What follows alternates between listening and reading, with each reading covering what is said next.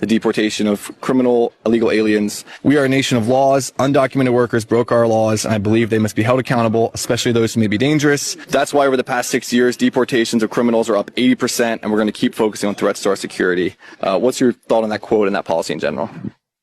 I think that policy comes from a place of like white American nationalism. Donald Trump has kind of like embraced this rhetoric of like racism and xenophobia that is not beneficial to our country at all. I don't think that quote really stands true. This administration has totally not done anything moral. This is really awful. Amnesty does not necessarily mean that we're losing border security. I think that Trump feels that way. I think that's a bad decision because like the United States should be open to like immigrants.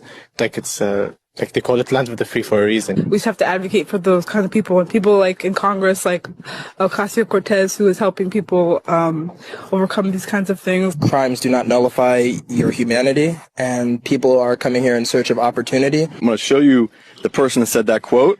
We're also a nation of laws. Undocumented workers. Is that surprising? Yeah, a little bit. Why is that surprising? Because I thought it was the Trump administration that said something like that. Yeah, it's quite surprising. I thought it was from Trump. I didn't expect it to be Obama either. Why did you not expect it to be Obama?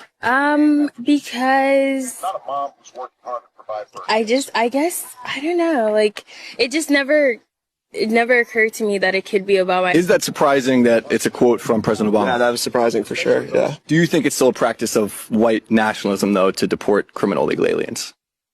I think the way Trump's doing it is. Okay. But President Obama, to this point in Trump's presidency, Obama actually deported more people, though. So it's, in practice, it was more from Obama, though. What's your question? I'd say my understanding of Obama versus Trump is that Obama was more liberal as far as amnesty and border security.